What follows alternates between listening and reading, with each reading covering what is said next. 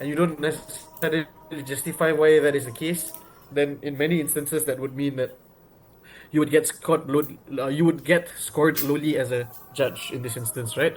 So being able to number is useful. Being able to number just makes it clearer as to what exactly you were picking up from the speech that you were listening to.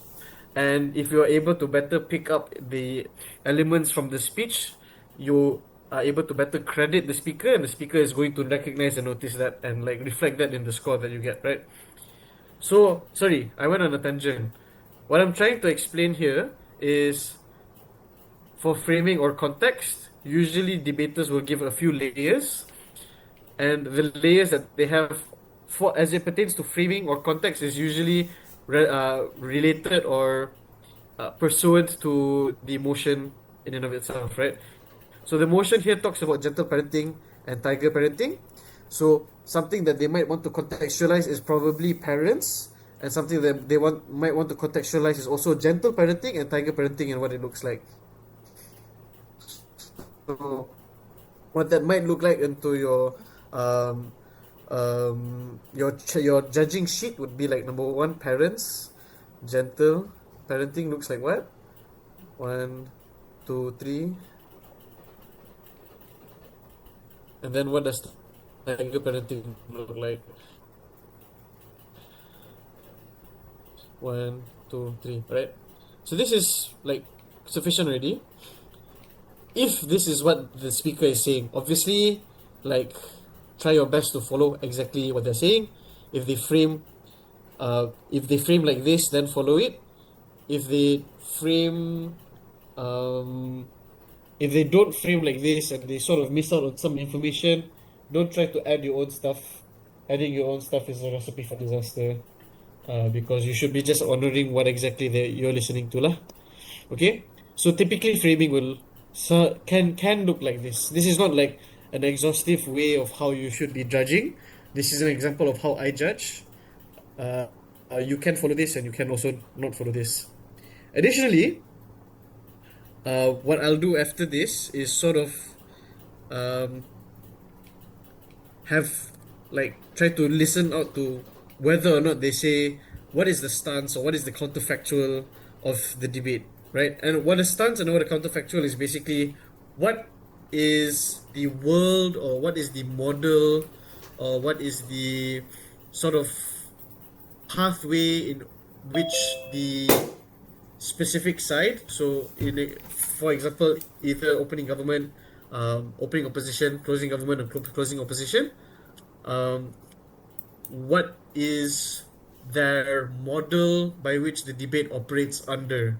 Okay, so in this context, if I was opening government, if I was OG, my stance would be that gentle parenting, or like this is just very obvious. Gentle parenting is better than tiger parenting, and then under here, I would probably give like a few brief reasons or a few brief illustrations as to what gentle parenting looks like, which would justify why my stance is as such, right?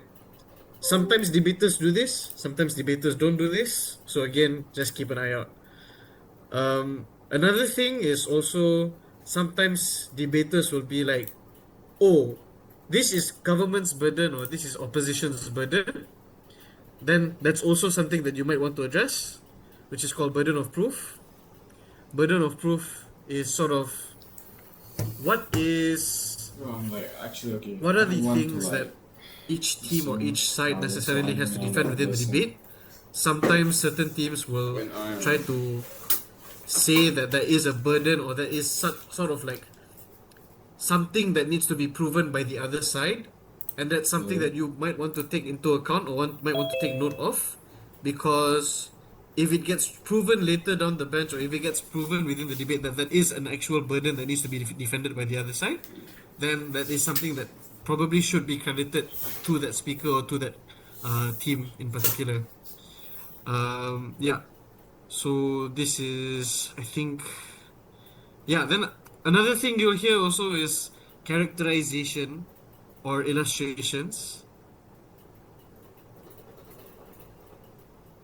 And I apologize if this is confusing. Some of you have not debated before, some of you have not judged before. So obviously, at the end of this, I'll be asking questions as to if there's anything you understand or don't understand. Please don't be quiet and let me know. So characterization and illustration is usually something that's done to again explain what exactly is within the motion. And sometimes it's used synonymously with framing. Sometimes it's used as something that is like separate from framing. In my opinion, framing just means context. So in this instance, I would probably give framing as to what parents look like, and secondly, what children look like, because it's contextualizing the debate. The debate is talking about parents and like what is the parent doing. The parent is giving this parenting style onto the children. So that means the context is probably that I have to give context to parents and context to children. And what I would then do in characterization or illustration would be to have what does gentle mean and what does tiger mean, right? Sometimes this is how you'll see certain debaters doing it, and you might want to do it as such. How to say, take note of it as such. But sometimes you'll also see like the thing that I had previously, which is largely what are parents, what is gentle parenting, what is tiger parenting, and especially within high school level tournaments, this tends to be the case that they will introduce all of the characterizations, all of the context early on as opposed to separating it. So, again, something you might want to take note of. Um, if push comes to shove and none of this sticks and you forget all of this, that's okay. I would recommend you to at least write down whatever they're saying, um, and give numbering so that at least when you refer back to your notes, it's easy for you to say, see when think. Alhamdulillah, sorry. See when things are connected and not connected, and see when things are combined points or separate points, right? So typically within setup, it will look like this, right? Based on a speech. And it will differ speaker to speaker. Sometimes some speakers won't have framing, and that's like obviously to their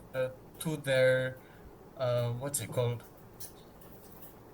To the impediment, to their chagrin, to their yeah, negative lah. It's not good if they don't frame sometimes. So that's probably something that like okay, if there's a debate and there's four different teams, because in by British parliamentary debate there's four teams, which is OG, OO, CG, and CO. In a debate, typically, not all teams will perform at the exact same level. So maybe OG starts and he doesn't frame, and then later on CG starts and frames. Then that's probably something that can like to be taken into consideration for your decision later on. Who framed more? Who gave better arguments? Who gave more arguments? Whose arguments are more persuasive? All of those are things that I'm going to be discussing later. But just briefly, so you guys know, um, if a team doesn't do certain things which should be done, like if they don't give context, and it's hard for you to understand the debate based on their speech, then that's probably like something wrong that they did or something insufficient that they did that you should reflect in your oral adjudication as well as the speaker points later on. All right, so this is just kind of a setup. Any questions so far? There's a lot of like technical jargon that I've been throwing around, so I understand if there's confusion. So please do let me know.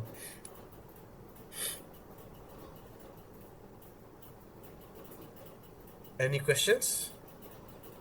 Can't be no questions, man. Some of you all have never judged or debated. You're liars if you don't have questions. I don't believe you. Wisebo, you have questions. Yeah. Good. Yeah, what's your question, brother? So, like, all those elements, do they count the same? Like, if, for example, they frame or they give a stance or they don't, do they like have the same weight in matters of marks? Um, so we'll see later on for the speaker scale how exactly you should evaluate certain things. But the purpose of setup in many instances is to give a visualization as to how the debate should take place. So if teams fail to frame, if they fail to give a characterization, stance, whatever it is, if there is something within their speech which is missing, which prevents you from being able to understand what they are trying to convey or what exactly they are trying to defend, then that is something that will probably have to be taken into account lah, for whether or not like certain points that they have are more persuasive in comparison to the other team's points. Let's say, for example, if I say, if the first thing I say, gentle parenting, like I go, Chair, gentle parenting is better than tiger parenting because number one, gentle parenting means that you resonate with the child better. Number two, the child loves you more because you're not screaming in his face. And number three, you and the child becomes more motivated because you're not always on their back. I can't lie. 24/7, right? English debate is really pointless. If you notice, for Why? what I just did, The purpose of debate hadn't is not to explained to solve you at anything, all. but to merely add Number one, factual what information. the child is Right? I'm receptive somebody towards, that kind of goes generally both is speaking, good because depending on the situation. obviously not every child is the same, but largely And speaking, this is what I don't like about children English are debate. similar in It many does not different solve ways. the underlying problem But where number each two, of them I are also didn't good on their explain own to you, perspective. How Right. gentle parenting works a very and what it simplistic looks argument like, right? So if I don't do that, that and I don't I explain don't to want to be you a how part gentle of, and I parenting don't want works, to I don't explain to you spend time what putting. children I would rather necessarily go are to typically MUN again receptive than to, and what English debates. how Very, very what would vague. they and would they not listen stuff. to, etc.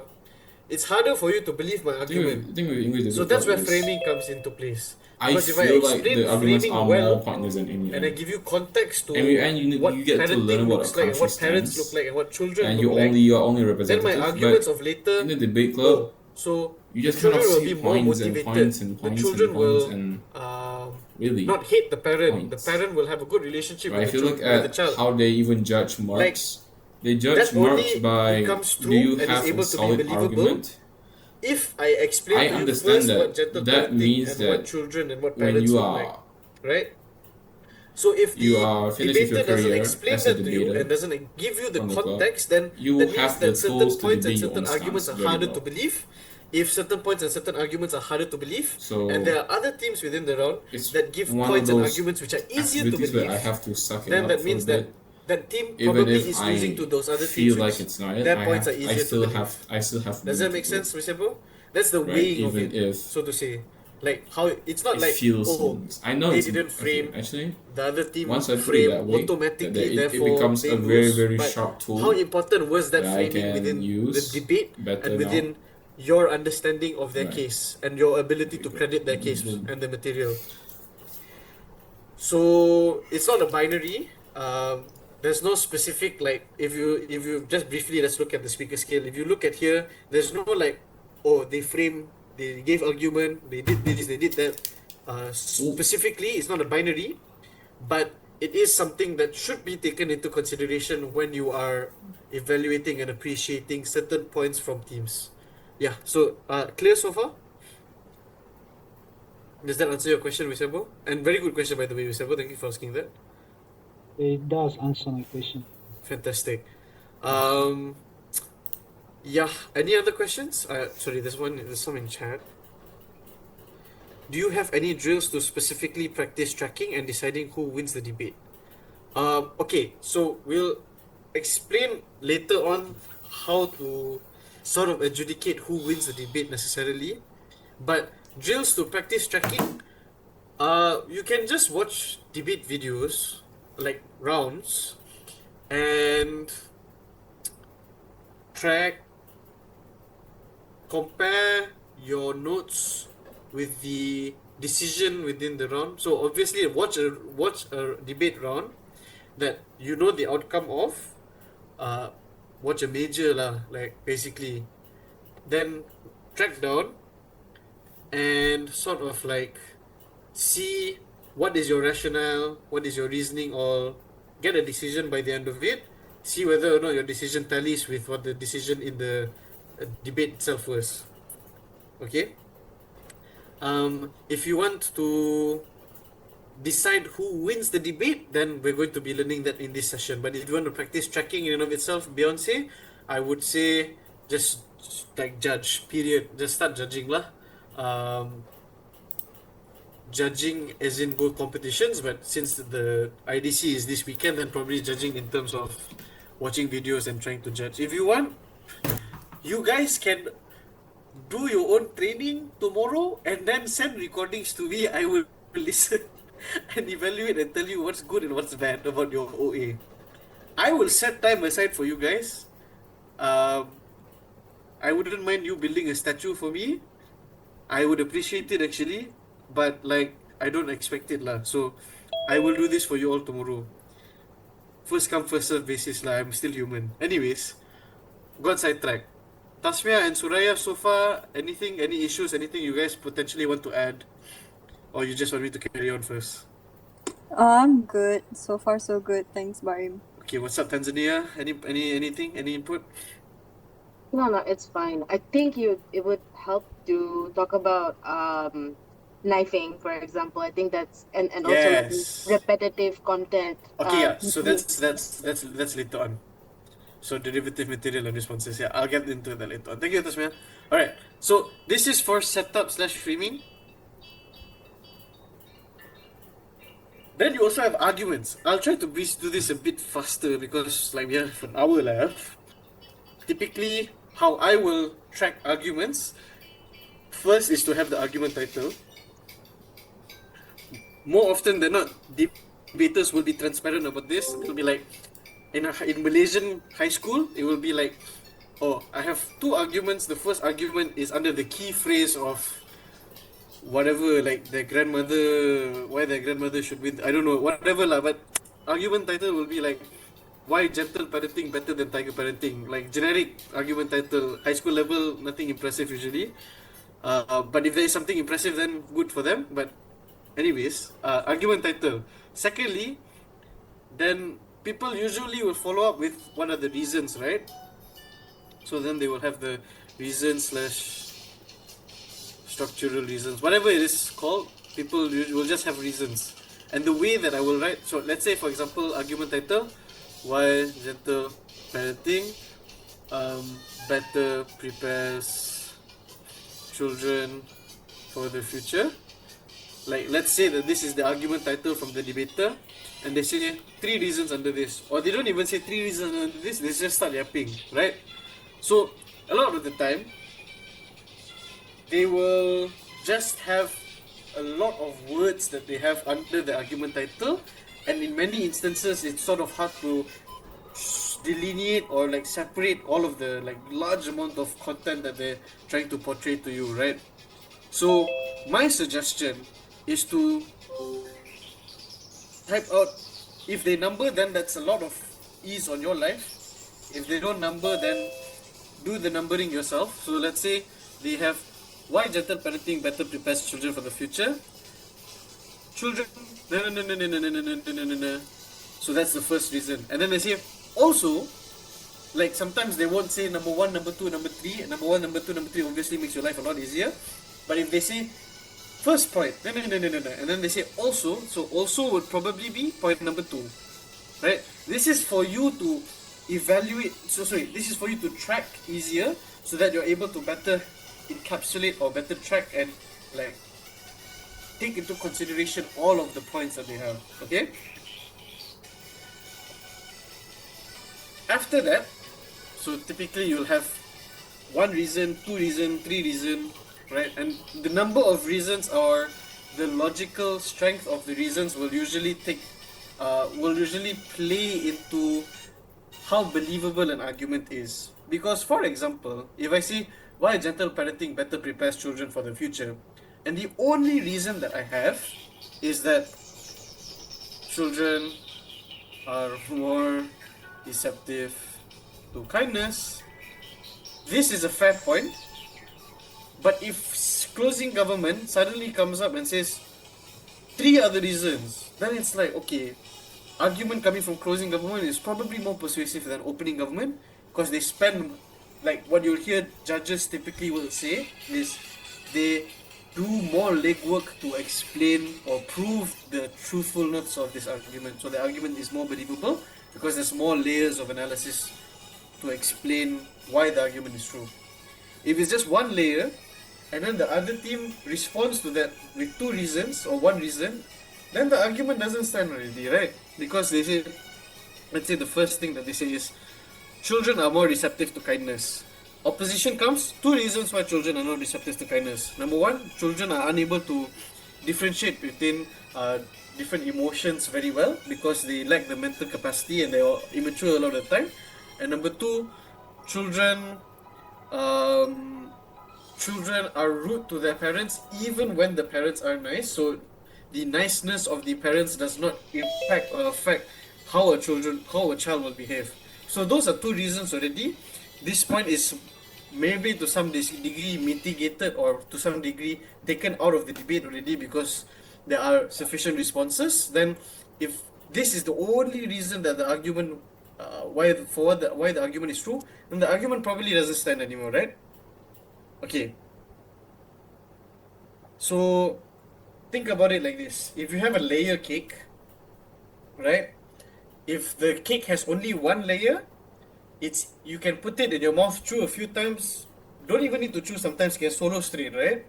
But if it has a lot of layers, then you put it into your mouth. Oh my gosh, sorry guys. You have to chew a lot more in comparison to if it was just one layer. And it takes a longer time for you to swallow, to chew, to digest, etc. So the same rationale applies, right? If you have only one layer, that means the argument is probably more susceptible to responses coming from the other side. Unless maybe, like, this makes, like, even then I would be like, I would be averse to saying that. But if this is like, that means, like, say, like, you only need two reasons to prove this argument, and the reasons that you give is like the most how to say, obvious. Like, if you look at this, you tell anyone, they will definitely believe, right? That's called being intuitive, but like that might be a bit more complicated to get into right now. But largely, just the logic is, if there is more analysis or more reasons to prove an argument is true, there's been more legwork to prove that the argument is true, and it's harder for certain responses to take down those arguments. But if the response is intuitive and the argument reasoning was unintuitive, then probably the response can take down the arguments as well. This is very complicated. I would expect you guys to give questions, but we can get more into like how you should appreciate certain responses and points later on. I went on a tangent again. This is more of, here's the argument structure, argument title, reasons. Then there's also things like impacts, comparative, wing. This is typically how my argument structure looks when I prep. So based on how you've prepped before in debates, this is something you'll want to take into consideration. Okay?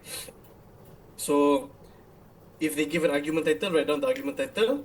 If they give reasons, write down X amount of reasons. If they say also, try to separate it and number it yourself. If they give numbers, then that makes your life easier. If they give impacts, write down what the impacts are. If they give comparative, write down what the comparative is. If they give weighing, write down what the what the weighing is. Right? This is not an exhaustive list. Sometimes, like, just because there's no weighing within an argument doesn't mean the argument's not true. Just because there's no impacts doesn't mean the argument doesn't hold any weight within the debate.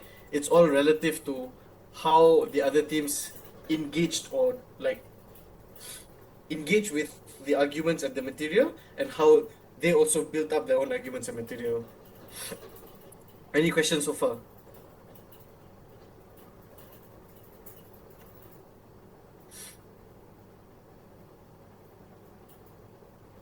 Hasif Ikwan, you have a question? Hi, we have 3 questions in the chat. Oh, sorry. Who was that? That was a very attractive voice. Who was that? Okay, I'll leave them alone. Don't worry. How to judge a round where both team got the motion wrong or didn't understand the fiat in the motion? So the answer for that, Yausen, I will leave to the second part of this workshop. But good question. I'll explain later. Very unlikely to happen though. But if it does happen, then I'll tell you what to do.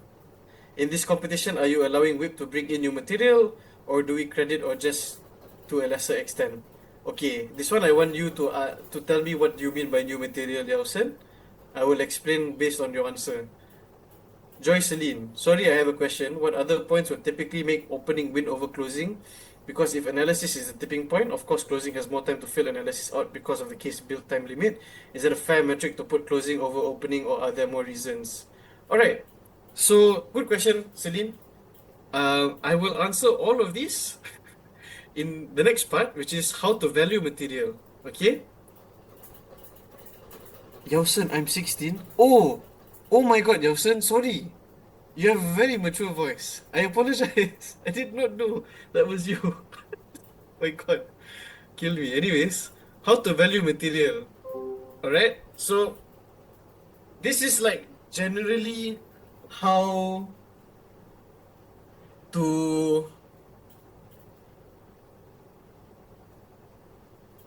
you should be evaluating a debate, let's say, right?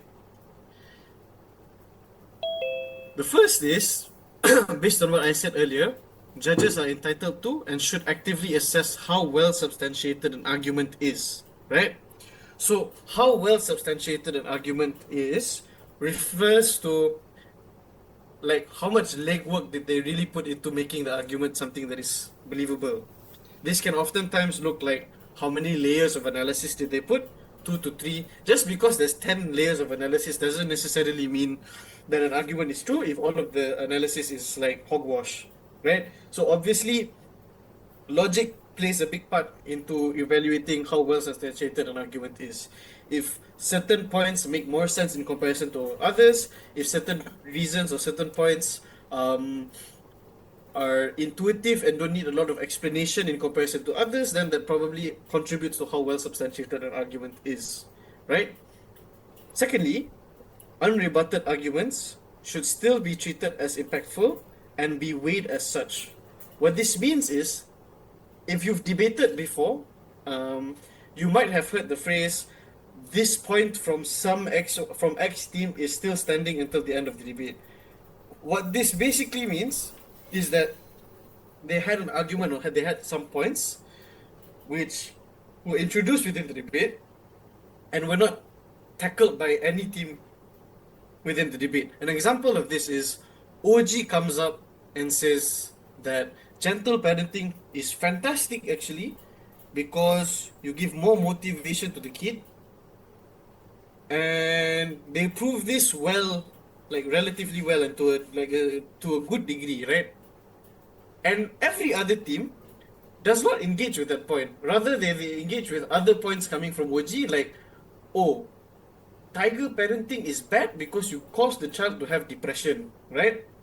So everyone engages with the tiger parenting point, but everyone ignores the gentle parenting point, right? So what that means is, until the end of the debate, if still no one engages with it, it's something that's standing. And standing material, the material that is left standing until the end of the debate, is a plus for that team, right?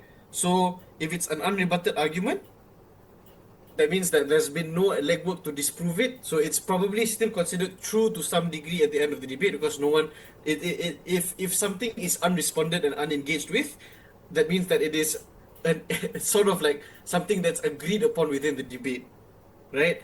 So at the end of the debate, you impact and you weigh it as such. What this means is that if this is an agreed upon fact within the debate, so if it is true that, and if it is unresponded that gentle parenting causes children to be more motivated, tiger parenting, and then the opposition explains that tiger parenting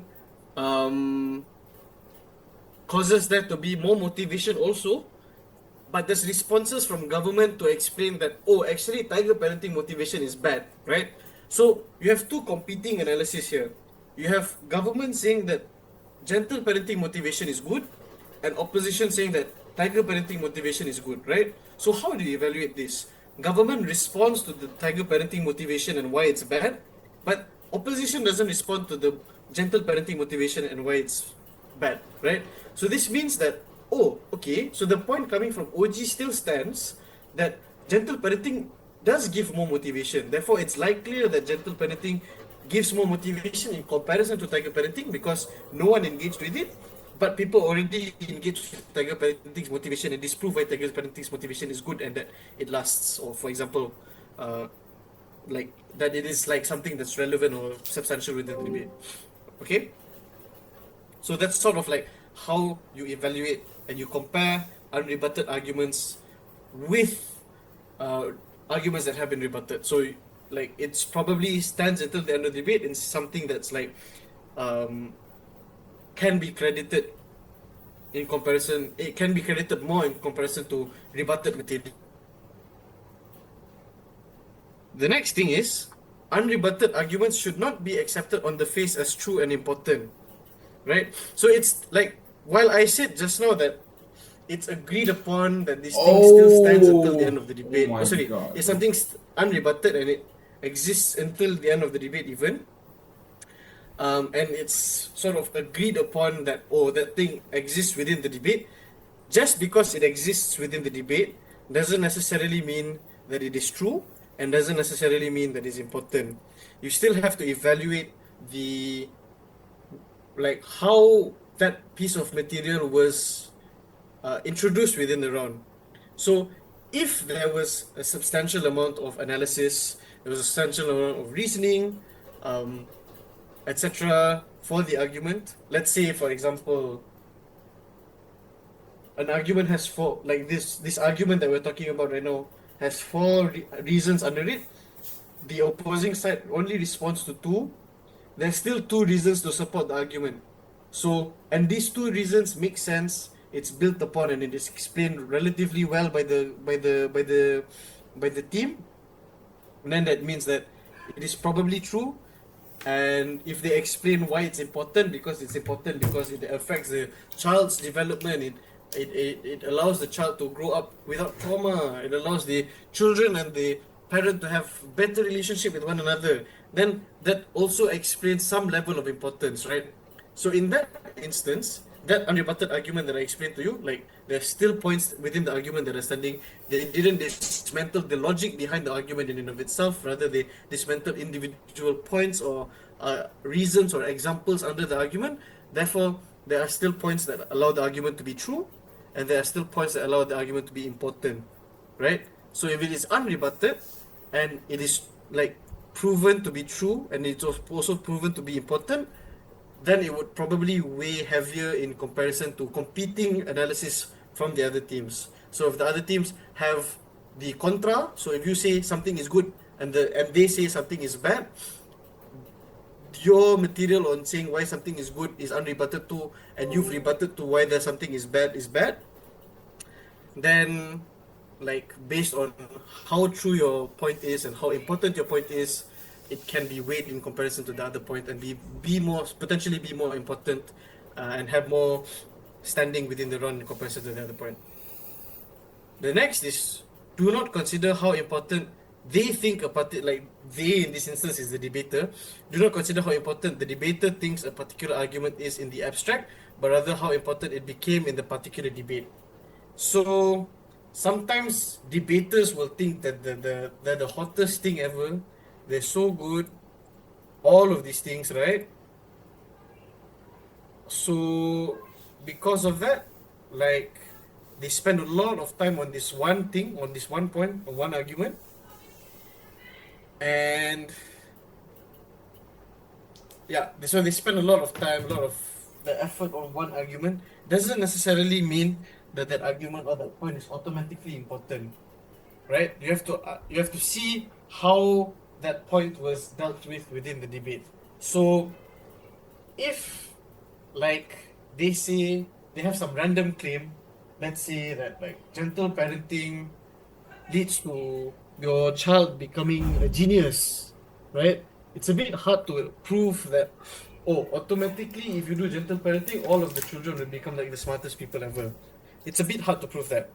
So, what you should evaluate that point within the debate is how it was treated within the debate. If like every single team um, responded to it or dismissed it because this doesn't make sense, it's unsubstantiated, there's no logic to support this, then that's probably a point that doesn't have as much weighing within the round. Okay, so just because a team spends a lot of time on an argument doesn't necessarily mean that the argument is important automatically, but rather you have to evaluate how did all of the teams engage and deal with that argument within the debate. Next, there is no such thing as an automatic loss. So, like, specifics of this will be in the judge briefing on Saturday, but like, if you guys have heard of the term squirreling, Yausen explained just now, like, what to do if a team gets the motion wrong or they didn't understand the fiat in the motion, right? And let's say the argument title, the motion is this house prefers gentle parenting to tiger parenting, and what they establish gentle parenting to be is that the parents are very nice to the children, etc. But then tiger parenting is that the parents become tigers, like they literally shapeshift into tigers, right? So that is obviously getting the motion wrong, because like assumedly there would be an info slide to explain what tiger parenting and what gentle parenting is, but even in light of that, they try to like twist and turn the meaning of the motion, or tiger actually means this, like your parents actually literally become tigers. So that's obviously wrong, right? But that doesn't necessarily mean that it's an automatic loss, because if there's another team that's even crazier, then maybe they deserve the loss more, right? So those are things that you have to evaluate also. There's also another thing, like what I mentioned just now as like squirreling the debate. That was what I had just explained prior. But like if a team doesn't give framing or doesn't give reasons for the argument, or there's like something that they don't do, you shouldn't award an automatic loss. You should compare them to every other team and see how important they were within the round relative to the other teams. Okay. Next, when assessing language used, only assess the extent to which it contributed to the persuasiveness of the argument, right? So, a lot of the time, you will hear debaters using very complicated language. And in many instances, the complicated language is a substitute for analysis. So let's say, gentle parents are able to take care of the children better because of epistemic access. If I say that to you and you have no idea what is epistemic access, you shouldn't credit me, because the responsibility is on the debater to make the points that he is explaining clear to the judge, so that the judge can credit his points better and so that there's better understanding, right? So if he uses a fancy word, if you understand the word, fair enough, but you should also like not like how to say like I'll explain later, or ordinary intelligent voter, but typically speaking, you should not insert your own knowledge into the debate, other than if the knowledge is OIV knowledge, which is I'll explain again later. If the person has very clear way of explaining points and there's a lot of clarity and you're able to get the points very well because of the language that they use, and the language they use is very understandable, very easily digestible, etc., then that probably does contribute also to some degree as to the persuasiveness of their speech and the argument. But frankly speaking, I try to stray away from this as much as I can. That is to credit people for very good um, oratory skills or eloquence, because that can be like fall into the trap of sometimes people are, oh, he sounded like a white person, therefore he wins the round and he gets like 78 or 83, right? That's not fair, because sometimes there are certain people, English isn't their first language, and they're smarter than you, but maybe the way in which they get those points across Right. might cause, like, they get the point across, but the way in which they get the point across might not be as cohesive or succinct as like a person who was speaking English from the moment that he was born, right? So I would stray away from like, boosting up people's speaker scores because they have a good command of the language. Rather, I would be like, the interpretation of language in this instance, I would determine it as probably, if they use complicated language, do they explain what they mean by the complicated language? If not, then I cannot make my own assumption. Therefore, I don't completely understand the argument and I'm unable to credit it to the fullest extent, right? So that's an assessment of the language that they use. Next, you need to guarantee that you are able to justify any of the comparisons. So, if you are comparing material between teams or between speakers, you need to be able to justify. For example, I was able to buy this point from OG compared to this point from CG, or this point from CG compared to this point from OG, because because CG did more legwork to explain to me how this argument happens. They mechanize this argument better. And mechanization just means like, what's the step-by-step process, or what are the ways, or what is the proving that you do to make sure that your argument is true and that it carries out, right? Right. So you need to be able to justify why teams get the win and why teams get the loss. You can't just be like, OG wins because I think their points make more sense, but you don't explain why the points make more sense, or why certain points from other teams make less sense, then you're in trouble. But you need to try to compare and justify between all of the different teams and all of the points that they give, so that, like, at the end of the day, you've done your best and they receive your best, so that both sides are happy at the end. Also, everything will be on consensus judging. So if you're in a room where you are a panelist or you are a trainee and there is a chair, that means that the chair and you have to come to an agreement. The chair and you have to come to an agreement, right? Either you are able to convince the chair, or the chair is able to convince you. And if by the end of deliberation, and deliberation is about 10 minutes, if by the end of deliberation you are still unable to reach a consensus, then the chair has a say. The chair will be able to proceed with their call. Okay? But you guys will have discussions and you guys are able to sort of flip one another. But for the sake of time, the chair will have to move things along if discussions are going nowhere and you guys are unable to come to a decision. If you're unable to come to a decision, then that's probably something that the chair can reflect in the OA as well.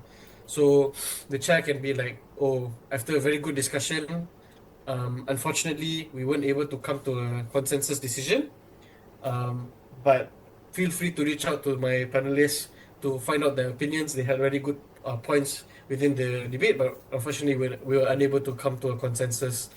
Then the chair gives the call. So first OG, second CO, third CG, and fourth OO. You can approach my panelists later for that call. And then they give their justification. So that's typically how it should go lah. Next on OIV intelligence. So this sort of ties into how you should evaluate material within the round, right? um, additional to this. As a judge, you are not an expert on any specific field. Even if you are a law, economics, or STEM student, you are assumed to have the intelligence of an average voter. This means that you regularly read the newspapers or like front page of the Economist or the BBC. So like literally just like you read the front page and you don't dissect and read further than that, right? So you're up to date with like current global issues, but maybe not like the deepest extent of each issue.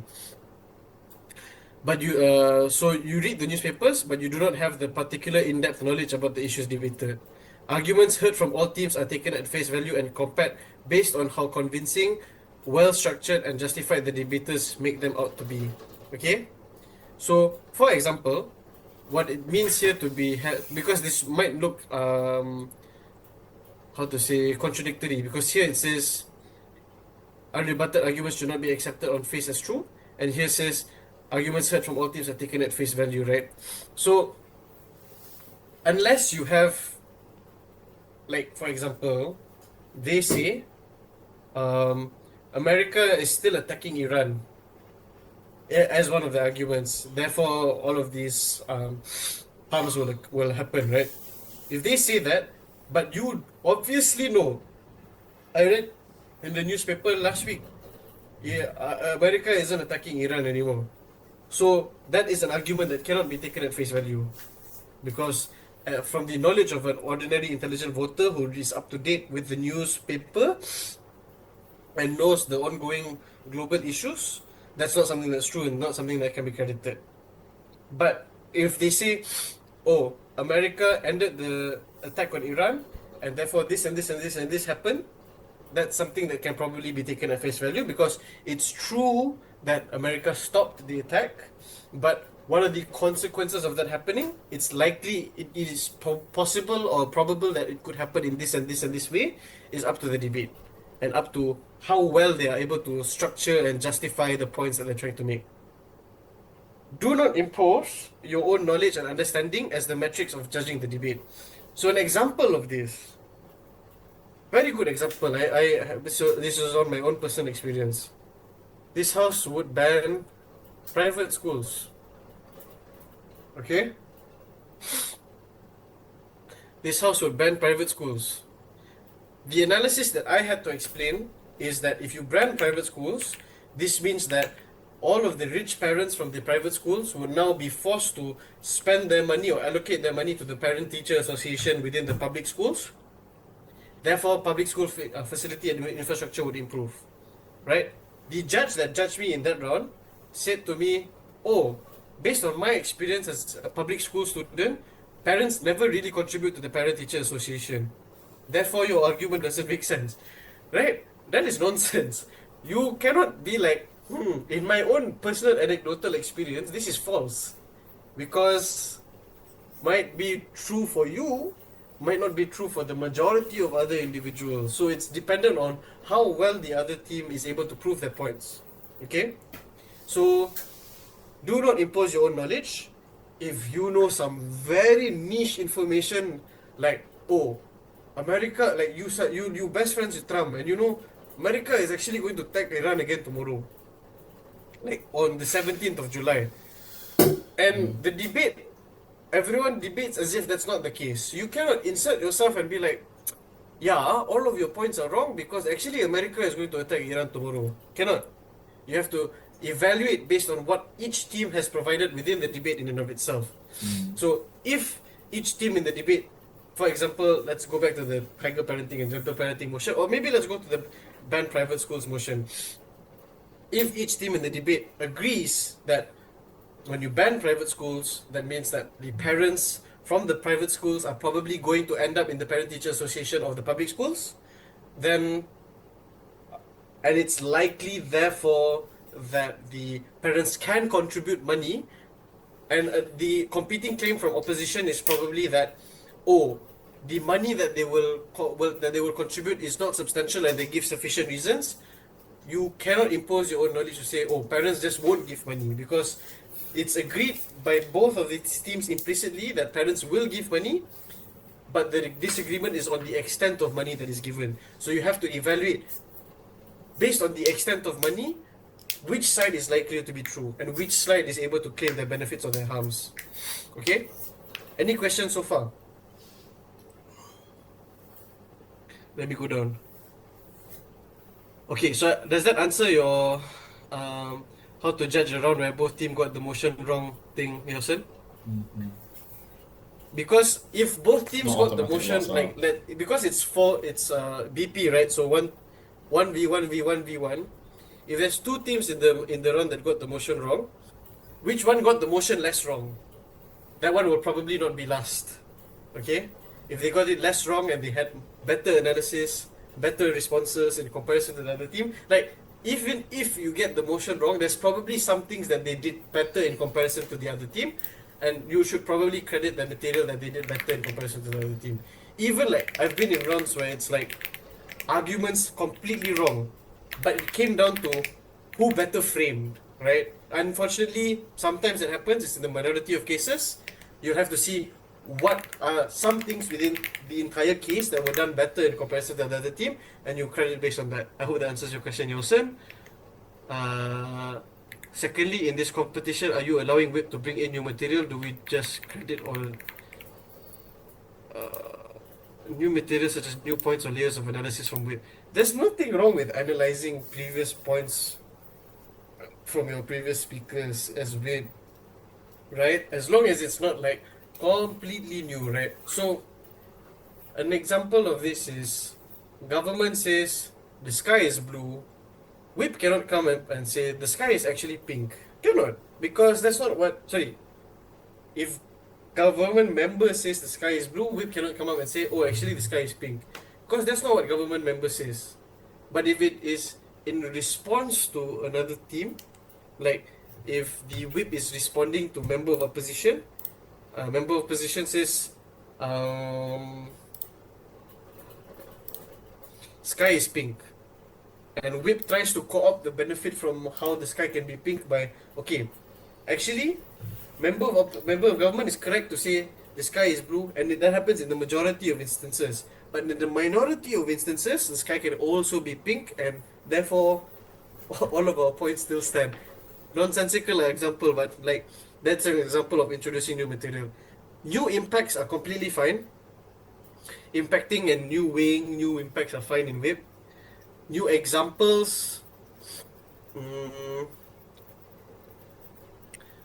depends lah. Like, I would highly encourage you guys to search up the WUDC judging manual and go through it. You'll probably have a better understanding of what is expected of you as a WIP beyond this, because this is only like very simplified version of my knowledge from reading the judging manual in the past. But new material, as in if it's a completely, like if it's a new argument, cannot. If it's new analysis based on the previous argument, if I'm not mistaken, anyone who is in here who has better knowledge, feel free to correct me. If it's new analysis from a pre-established argument from your previous speaker, that's fine. But even then, it's probably risky. New impacts are completely fine. New examples or illustrations, probably also fine, but could be risky. Just not something like an entirely new argument, that's not allowed. And new rebuttals and responses to the other team's material are also allowed. Hope that answers your question, Elson. Joy, sorry, I have a question. What other points would typically make opening winner over closing? Because if analysis is the tipping point, of course losing has the more time. Okay. So there's this thing in BP debating called vertical and horizontal extensions. A vertical extension is like if opening government has a premise, a vertical extension is an extension which builds upon the pre-existing premise of OG. For example, if the argument from OG is that why gentle parenting better prepares children for the future, a vertical extension would be why gentle parenting creates better children. And the analysis is similar to why it better prepares children for the future, but the thing that closing government does is to rectify or substantially improve upon the argument coming from opening government. Examples of this is sometimes certain points from opening government can be under mechanized, so you fill in the missing mechanism or prerequisite for the argument to be true in the closing. Sometimes it's under analyzed, so you improve and you build upon the analysis to a greater degree. Sometimes it's under impacted, so you impact more. Sometimes it's not weight, so you weight. Those are vertical extensions, right? So it's contingent upon the same premise that gentle parenting improves the children, not necessarily for the future, but it improves the children, because that's basically what this argument is saying. So if closing government also says that it's going to improve the children also, then probably vertical, but there are differences in maybe the analysis, the mechanism, etc. And it's like the responsibility is on that team also to some degree to explain why that vertical extension is one that is justified. Secondly, you have a horizontal extension, and a horizontal extension is one that is completely different from the premise of the opening team. So if the opening team says that gentle parenting better prepares the children for the future, a horizontal extension for this would be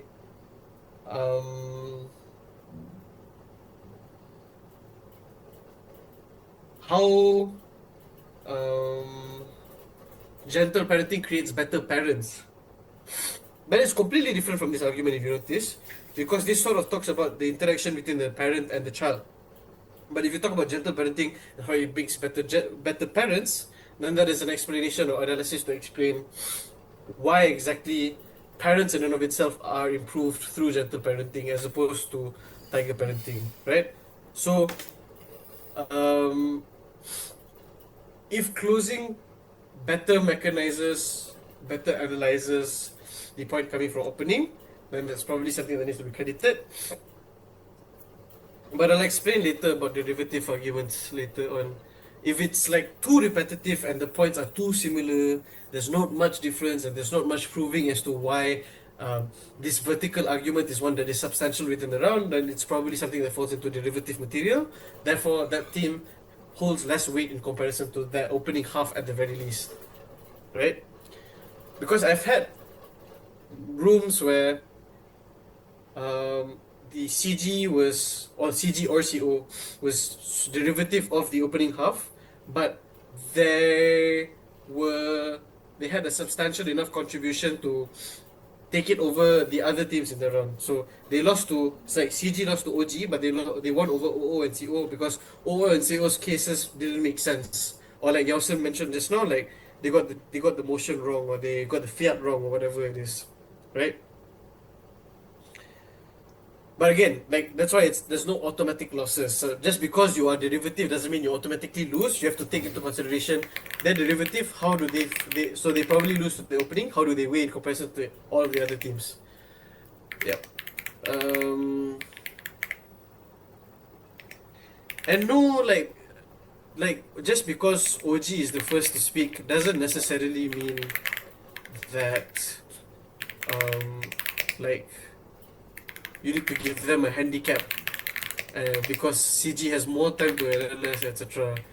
Because the thing is, if OG is able to dump a lot of material early on to explain and prove several different forms of arguments, so let's say OG comes up with 3 arguments and a very good framing. CG is like, shit, sorry, there's minus here. Oh my god. I don't know what to do. And they have like one of the arguments is similar to one of the 3 arguments from OG. OG will have already taken up the material that CG could have talked about. Therefore, even if CG adds like crazy analysis, or not say if it's like crazy analysis and that is significant to the debate, then obviously like CG probably takes it over OG in that instance. But if it's like, oh, CG has more time, therefore they come up with 1,001 examples to illustrate the argument better. But there's those illustrations and those analysis wasn't necessarily important for you to understand the case coming from OG.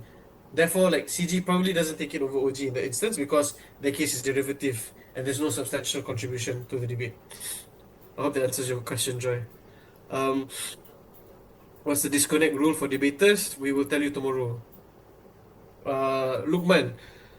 So vertical is an extension for the argument, and vertical is the same argument but different core points. Not necessarily, Lukman. I wouldn't worry too much about it if I was you, lah. Just like worry more about the arguments themselves, as opposed to whether this is a vertical or horizontal argument. That's sort of like something in the back of your mind to take into consideration. If the closing half has an argument which is very much very much resembles the opening half's arguments and case, is it a vertical argument that is worthy of credit, or is it derivative? Is it a derivative? Is it a derivative argument, and does it have also derivative material? Sorry, I have to sneeze really.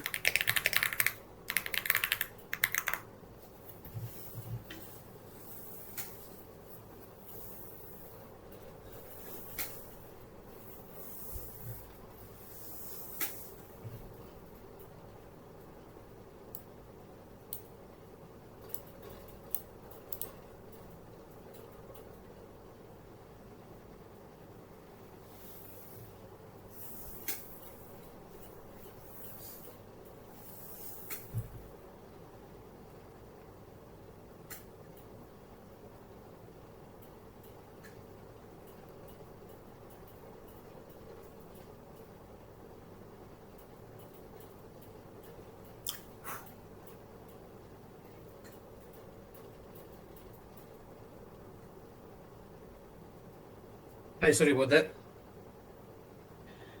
What do you mean by the quality of the debate, Lukman?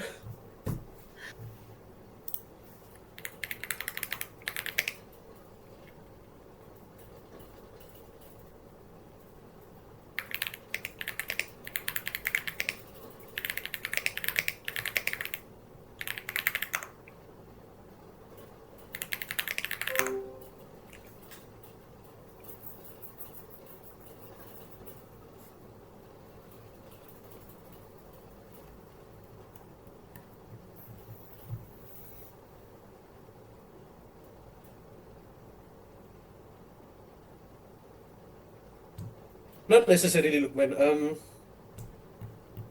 So here's how I would here's how I would condense it. Vertical extension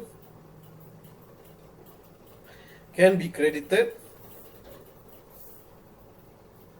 if there is. Oh my god, sorry guys. If there is a substantial contribution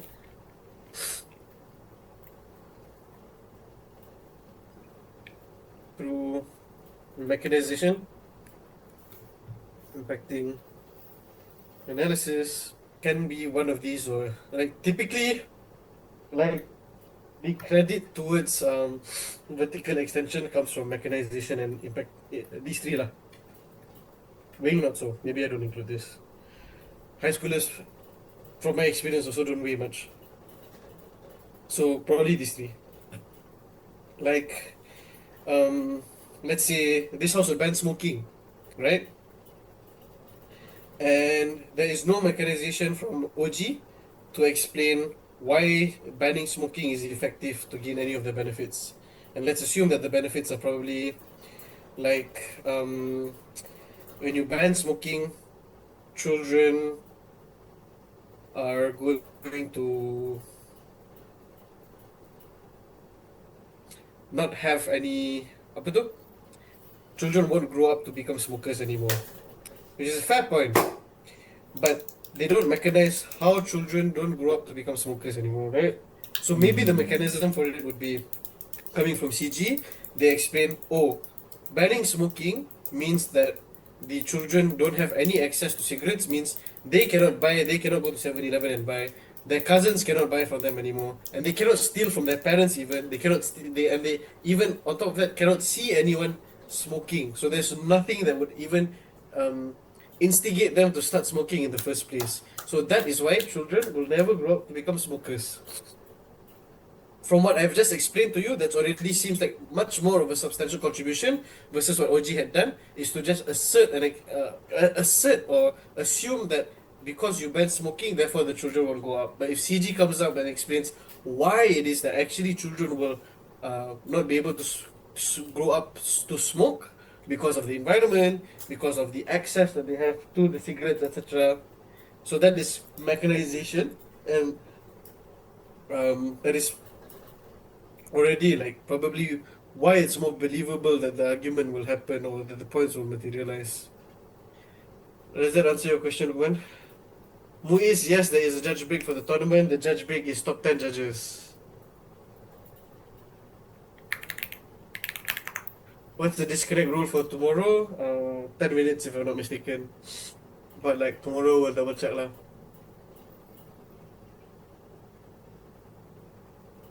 Typically in high school level competition, you will have to worry only about mechanization lah. I'll be honest with you. Mechanization and analysis. Like CG will win because like they analyze way better and way more. Like OG will have some really juvenile analysis. CG will come up and be like, oh, actually, this is the context and this is where what the analysis is, and this is why it will happen. And then CG will like have a more substantial contribution in that manner. Rarely will it happen on impacting, and rarely will it happen on weighing, because I don't think high schoolers have the nuance. Unfortunately, it's okay. Yeah. Next, derivative material and responses. Okay, so everything that is said within debate has to be evaluated on its uniqueness and its the substantialness of its contribution to the debate, right? So if it is unique but it's not substantial to the debate, then it probably has less weighing in comparison to something that is not unique but substantial. This will usually be like between the closing house clashes. So CG will be like new unique material in comparison to OG, but it's not really mechanized or impacted very well. And then CO comes up and has vertical extension, very similar premise, and it's not unique from opening, but it's very substantial in the sense that they impact it and mechanize it very well, more so in comparison to the opening half. Therefore, it takes over the unique material coming from the opposing side, right? Derivative material in this instance is, like I mentioned just now, if OG says ABC, CG also says ABC, but in just different wording. So, OG comes up and says, oh, gentle parenting gives parents better fulfillment. CG comes up and says, gentle parenting gives children better catharsis. That's the same thing, dog. You know what I mean? Obviously, that is derivative material. Just because it's different wording doesn't mean that it's like not the same thing. Is that probably is the exact same thing with different wording, maybe slightly different analysis. But if the wording is the same, obviously that's even more incentive for it to be like discounted as derivative material. If the wording is similar, the substance or the core essence of the material is the same, then it's probably also derivative material. If OG has responses to the opposing team, if OG has responses to OO or like preemptively to CO, CG cannot then rely on the responses from OG in order for the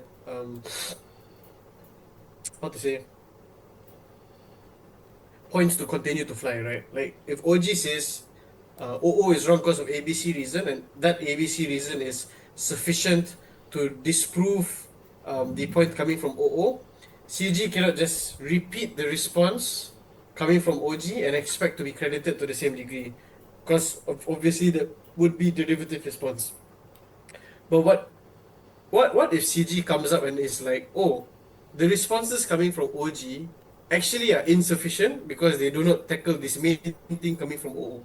And then CG comes up and says, oh, actually, these responses that we're making make more sense and actually tackle the core issue that or the core problem that is underlying within the opposition team's case, right?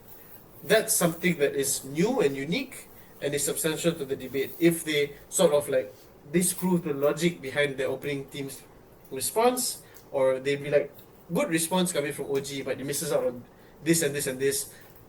Here's 3 responses which are unique coming from CG. Here's how it should be credited. That's probably something that's substantial and something that's like unique.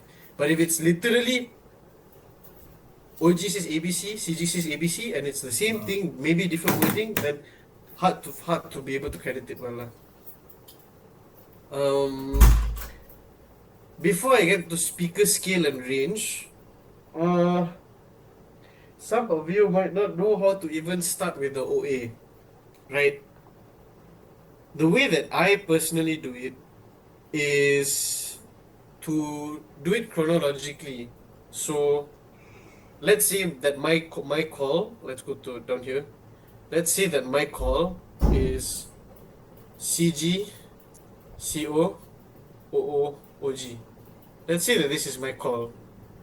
Some people will start from fourth to first and explain why OG loses to OO, why OO loses to CO, why CO loses to CG.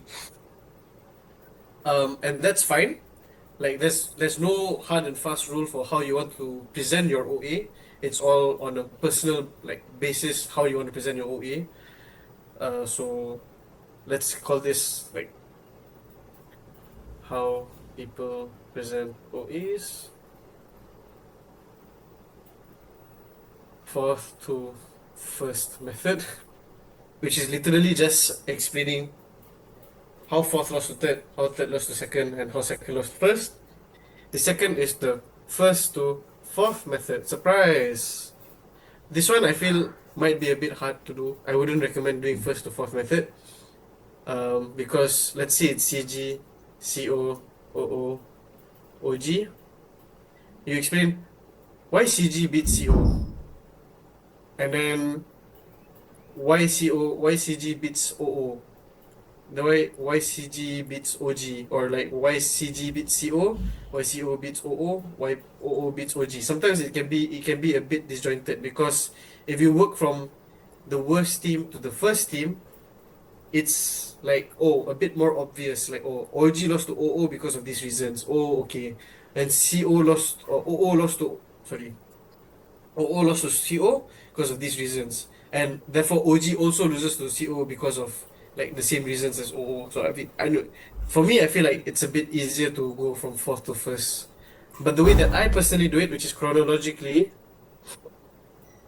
is to, even if it is CG, CO, OO, and OG, I will go from how the teams entered the debate. So I'll start with OG, then I will go OO, then I will go CG, and then I will go CO.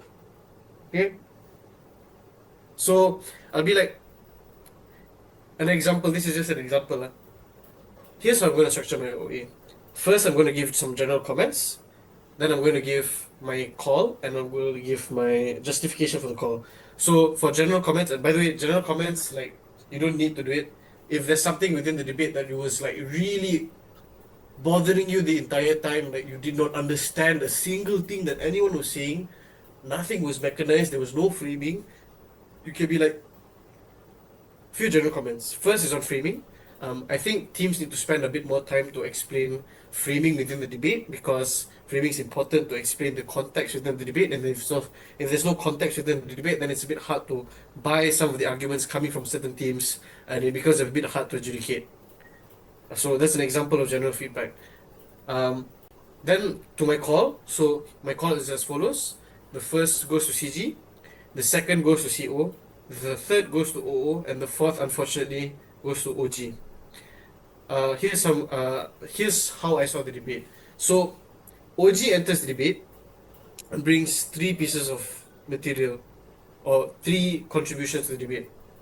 First, they frame how exactly gentle parenting and tiger parenting looks like by saying that gentle parenting is this and this and this, B, it's this and this and this, and C, there is this and this and this.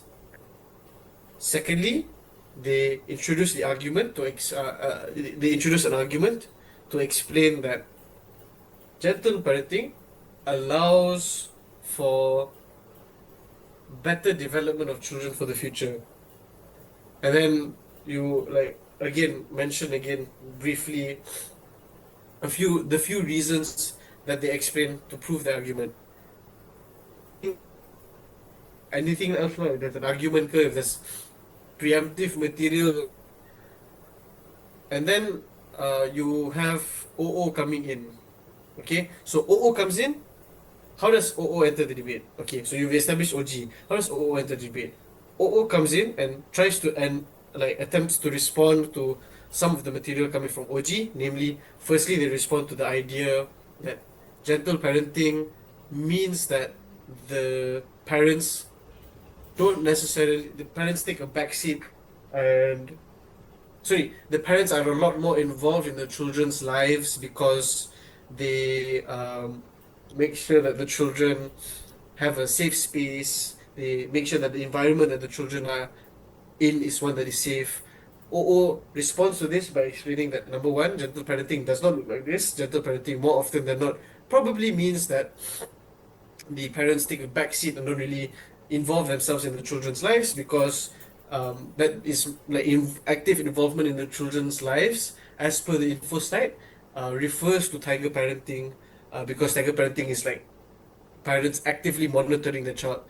Gentle parenting probably means that there is less monitoring of the child. So the points coming from OG have less weighing in the points coming from OG less persuasive as OO had already responded to it, for example, right? And then you would sort of compare and contrast between the material that both teams have and why such material is winning or losing to other material. So if OG has 3 material, the material is solid and it's good. OO has responses and the responses are not so good. You need to explain, oh, there was only a one-liner response, right? So if it's like the layer cake analysis that I gave just now. So if the argument has multiple reasons and the response coming from OO is like, oh, but you didn't explain this, or oh, actually you're wrong, and then they don't explain beyond that. That's not really a response. It's sort of like a statement, doesn't have any effect to the argument. Therefore, the argument still stands because it was like the responses were mitigatory at best. It was insufficient to dismantle the argument, those kinds of things. And if it's comparing between two competing analysis, like let's say OG has very good arguments, OO has very good arguments, neither side responds to each other very well, but you at the end of the day have to compare which side wins. In that instance, you sort of have to evaluate, and this is like if it's like really like both of them very good arguments from both sides or very bad arguments from both sides and very bad responses from both sides.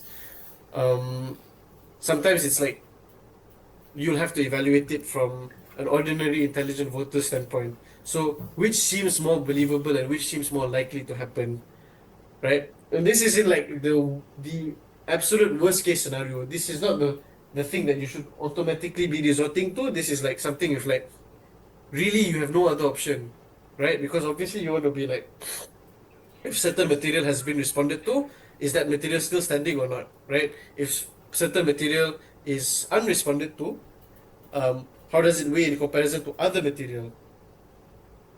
So like the whole, like I mentioned just now, if OG says gentle parenting makes children more motivated and OO says tiger parenting makes children more motivated, both of them are saying that there's motivation and both of them don't respond to each other very well.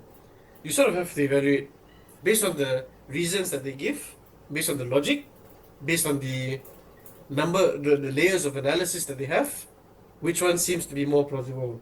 This one will usually be dependent on like logic. So if it makes more sense that gentle parenting makes children more motivated, then probably that specific argument weighs over the OO argument. If it's like some material that's been responded to on both sides, then you're also in a deadlock. Sometimes same thing also. You'll have to be like, okay, you're in a deadlock. No one really weighs, no one really impacts in comparison to the other team. Therefore, this like OG's points are more proven in comparison to OO's points. Therefore, I'm more inclined to believe OG's points in comparison to OO's points. But if there are efforts to weigh, if there are responses is that are impacting, then which one seems more important within the round? Which one is more impacted? And which one has had a more substantial contribution within the round? Right? And the extent of the contribution can be like, oh, the stakeholders which are affected are greater in OG, right? There's a larger number of stakeholders. Like even if they don't explicitly weigh, the logic behind what they're saying and the wordings that they have, like sort of, like you can very clearly see that they're arguing that there's a large number of people that are affected. So OG wins on scale in comparison to arguments coming from OO. OG wins on vulnerability because maybe if it's like this house will ban smoking, OG's arguments are centered around protection of children, and OO's is more about like the economy and how if you ban smoking, like the economy is affected, but they don't really draw the conclusion on how the economy being affected means that everyone is affected, including children.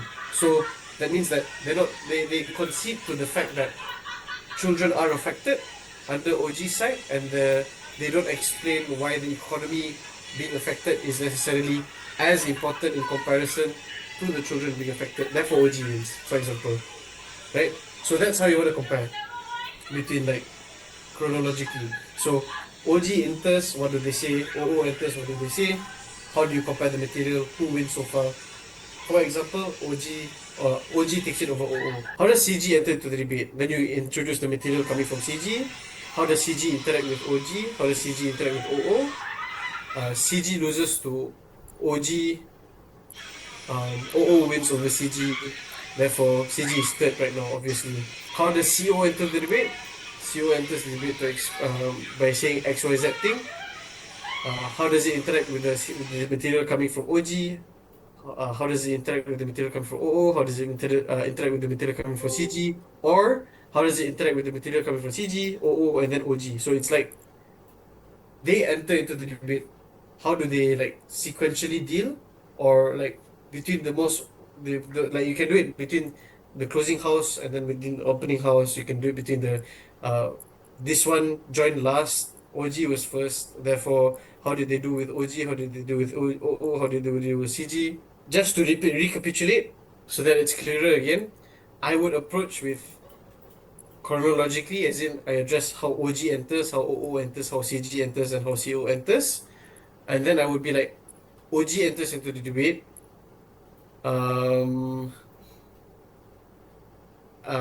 This is what they introduce. OO enters the debate. This is what they introduce. So far, OO takes it over OG. So like you can see, OO takes it over OG. Like OO is over OG at this point. CG enters into the debate. CG enters into the debate. Their material dismantles OG's material, dismantles OO's material. Therefore, CG is over OG and OO right now. Right? So you can see at this point, it looks like this CG over OO and OG, and OO is over OG just now as per the explanation in the opening just now. How does CO enter the debate? CO enters the debate, and CO like deals with OG's material, they're more important, blah blah blah blah blah. It also deals with OO's material, they're more important, blah blah blah blah. But it doesn't deal with CG's material. Therefore, they take it over OG, they take it over OO, but they don't take it over CG. So that means that CO fits second here. Does that make sense? I mean, I was like, sorry, it was really convoluted just now, but chronologically it just means that you introduce from OG to CO, and you explain why one team loses to another, and why, like, based on one team losing to another or winning over another, it fits as you go on, if that makes sense. Yeah, sorry, bit convoluted. If it doesn't make sense, please ask and I'll re-explain.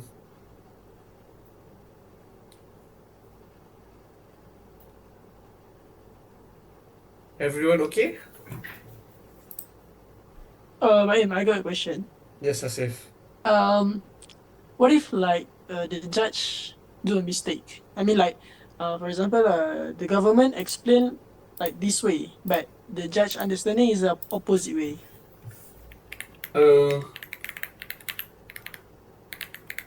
Then there can be one of two things.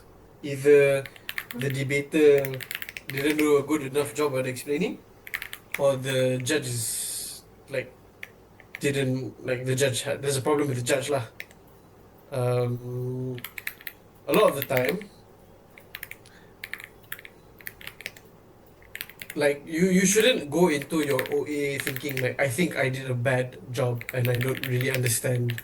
You should be like you didn't understand because these things were missing from the debaters' speeches.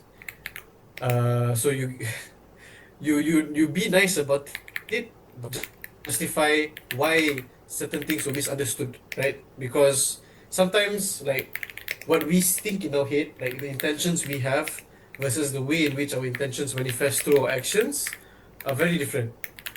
So the same thing can happen in a debate. Like the debater thinks one thing, but they end up saying another thing, right? And that's fair. But it's something that you need to explain lah in the OA. Or afterwards, if they ask you, this is how I understood it, you didn't really explain it but that well, etc. Because in the moment when you're giving your OA, how do you know that you misunderstood it, right? Because you just understood it a certain way after it was presented to you a certain way, right? So that means after the debate, if the debater comes up to you and asks for feedback, and they were like, "Oh, how did you debate? How did you weigh this point? How did you evaluate or adjudicate this point, etc., etc., etc." I actually meant this. I actually meant this, and then you'll be like, "I didn't get that from your speech. You sort of said this and this and this. So my understanding is this and this and this, right?" So I don't think that that's going to be an immediate problem when you're giving an OA. That's maybe something that you have to like take into account when you're giving feedback afterwards. But try your best to understand the material coming from the debaters. Don't insert, like again, like I mentioned to you, don't insert your own knowledge, don't insert your own opinions, do not draw your own conclusions. If the debater has like in the argument, like basically this is what they're talking about, then like credit it as such and mention it as such in the OA. But don't be like, they say this and this, oh, that probably means that they're talking about this as well. Right? You cannot add on things for them. You cannot draw your own conclusions. If they don't conclude, and if the points that they're trying to make are unclear, then that is something that should be reflected in your OA. Okay? So maybe it's not clear to get across a misunderstanding, because you won't know that you've misunderstood something unless someone has told you that you're misunderstanding what they're saying. But if something is unclear, then that should be reflected in the OA lah. Because like, oh, I wasn't able to credit this because it wasn't as clear. It wasn't something that was clear to me. This house wood is seatbelt is bad. Government says Volkswagen created modern seatbelt. The actual info is Volvo created modern seatbelt. Very oddly specific, and it's on examples. I don't think this in and of itself assess whether that detail matters much to proving the point. If it does, they fail to make that point stand. Yeah, correct. So, if it is essential that Volkswagen created the modern seatbelt because Volkswagen, like the seatbelt could have only existed because of whatever analysis that they have surrounding Volkswagen, and there is no competing analysis from other teams to explain, oh, Volvo is actually equally as important.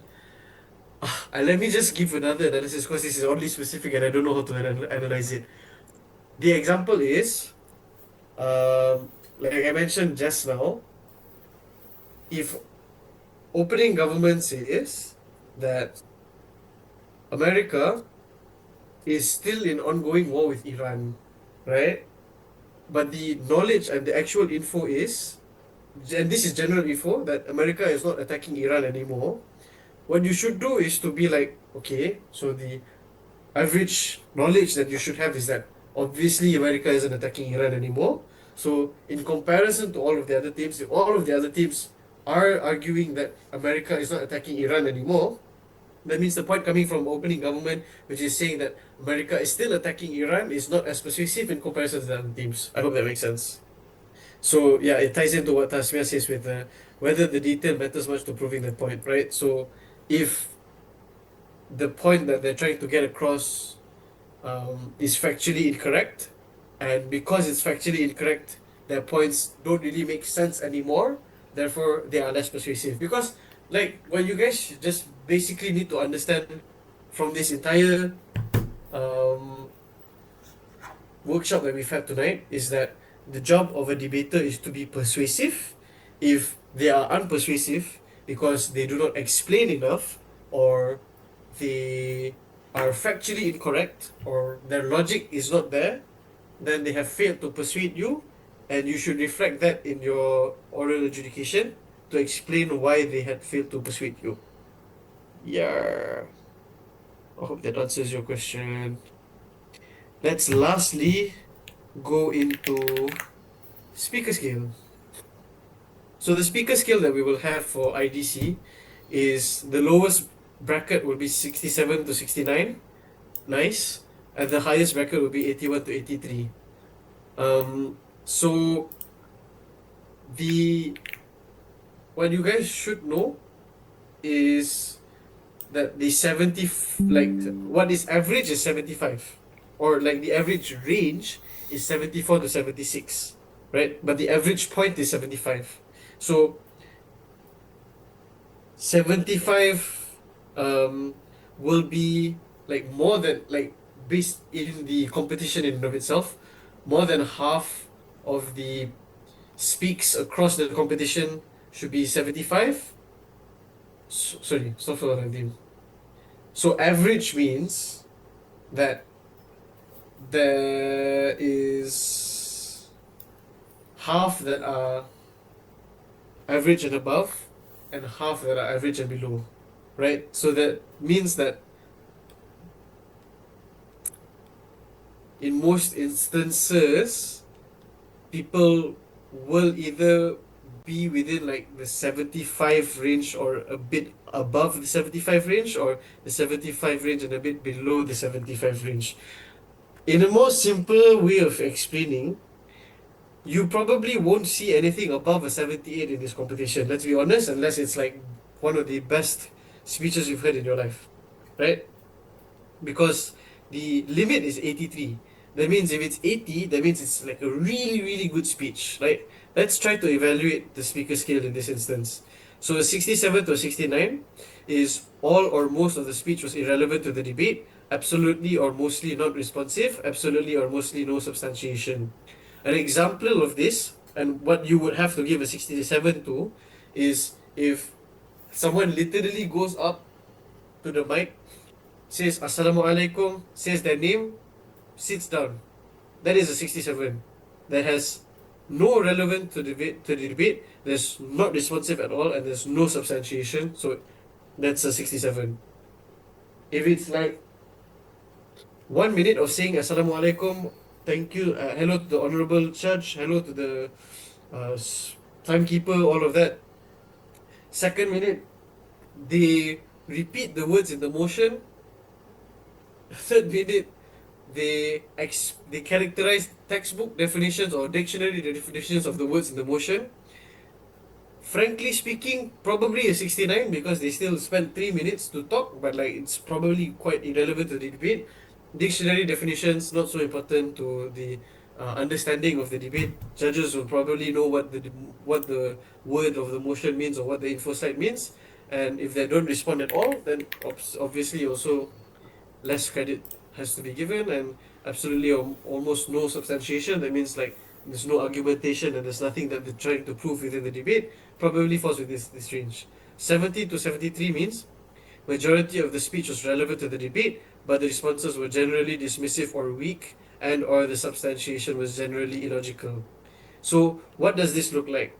This looks like responses being generally dismissive or weak probably is like a one-liner response, which is, from my experience, it's like, oh, they're wrong because they didn't do this, or they're wrong because in a 2017 news article that I read, because my grandmother showed me this one time, actually wrong. Like, there's no logical reasoning or there's no substantiation, unless, like, obviously, like what they're trying to cite or quote is like, oh, guys, last week, um, the Economist literally said that America is not attacking Iran anymore. So the entire argument from OG does not apply. That is not dismissive. That is like a one-liner that is effective because it's literally just, you don't need to spend so much time to disprove something that's not true. So if it's factually incorrect, be like, bro, literally last week we already knew this isn't the case. Move on. Thanks, Tashmia. If you could like give me a comments, personal feedback, I would appreciate it. Um, yeah.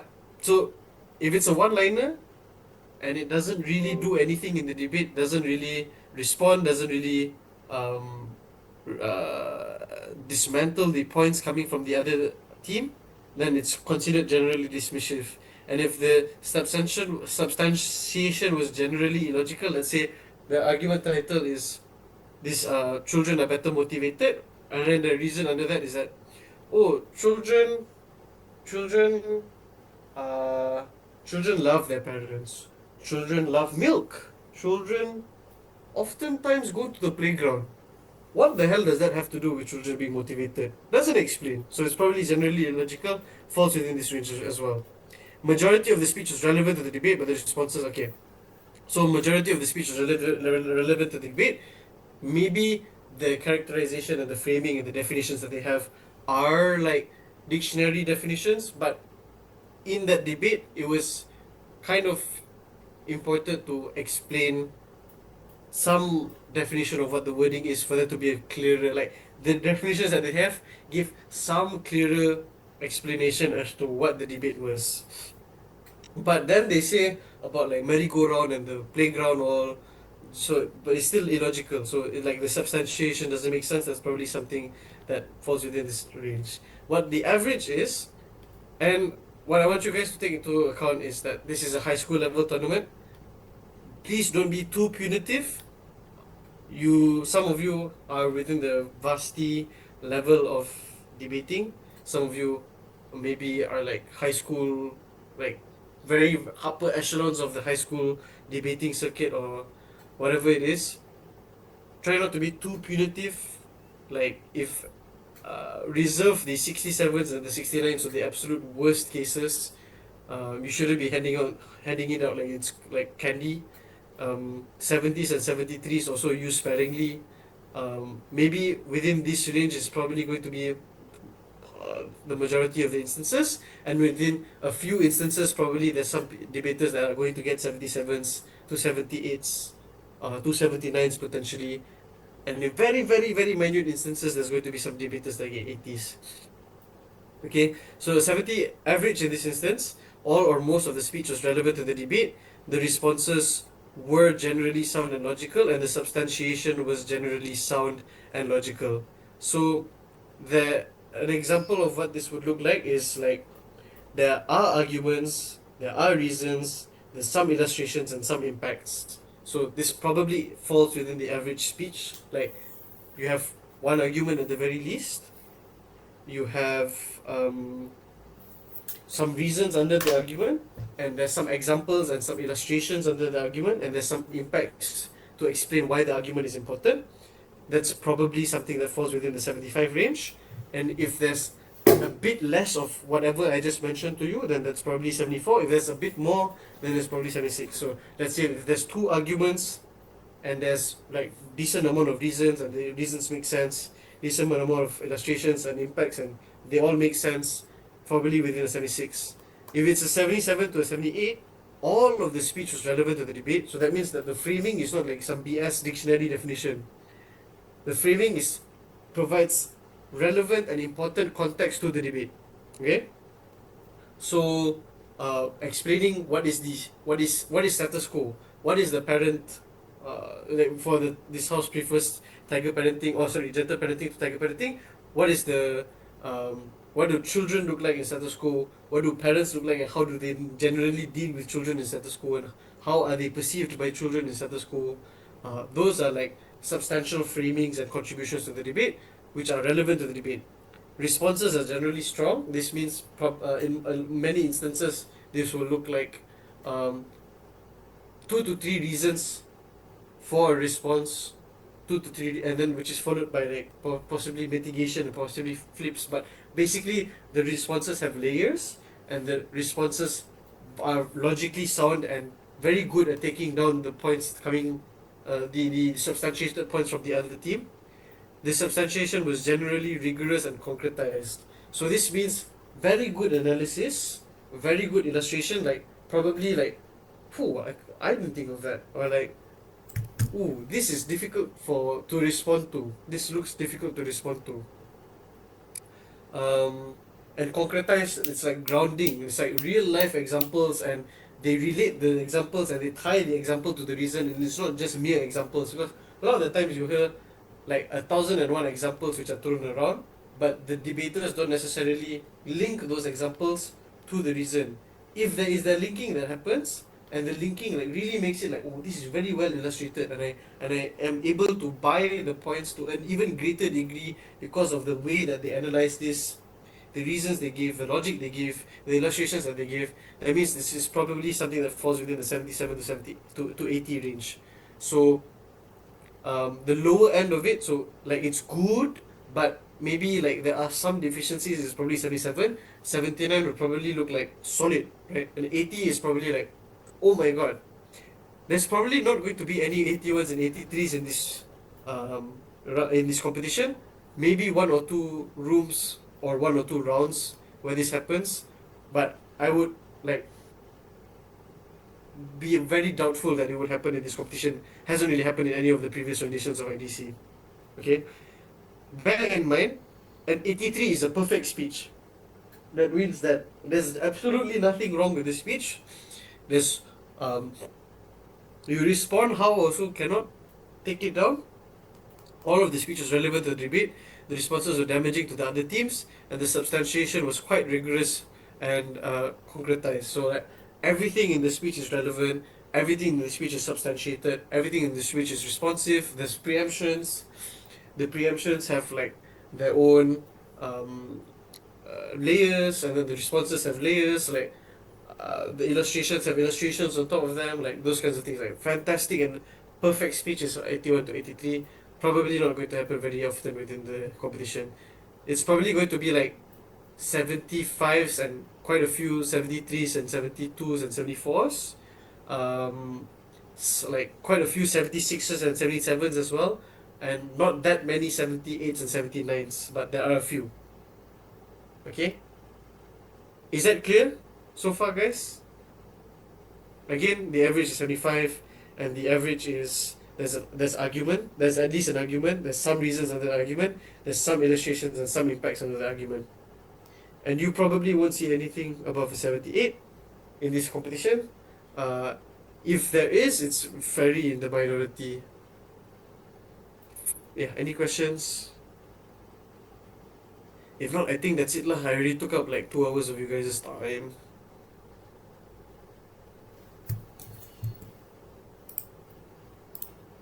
Baim, Yes. is there any tentative? Yes, there is. I'll share in the group chat.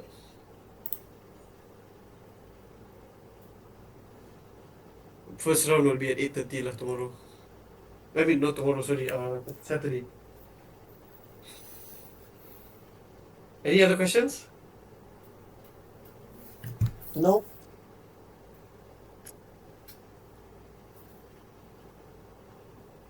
Anything from Alia? Anything from Farouk? Tuan Airil? Muiz? Beyonce? Zana, Iris, Wisebu, Namira, Lukman, Joy? Anything?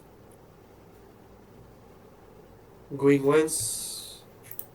Going twice? Okay, so Hello. like I just wanted to share something. Thank you so much for this refresher on BP judging. Yep. I have been Refresher? judging actively Oh my for god, this guy's gonna like cook me. ever since He's gonna 2014. be my supervisor. But right. I thought that since I signed up and my application to judge at this tournament has been accepted, I thought it's crucial that I attend It is for sure. this Right.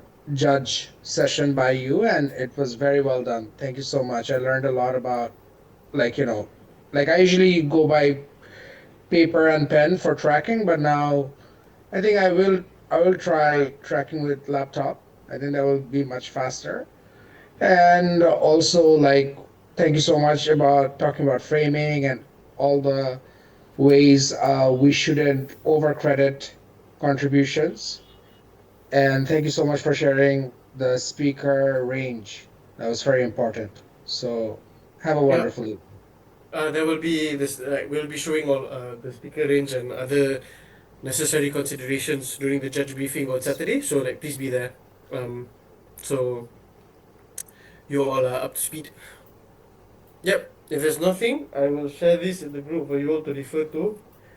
And if you guys want, if you're really inexperienced and have no exposure to debating or judging,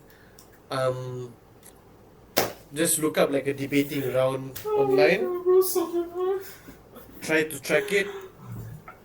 Give an OA and send the OA to me, and I will give comments on your OA. If you want to be better prepared for Saturday. Alright. If there's nothing, then I think that's it, guys. Thank you, everyone. See you on Saturday.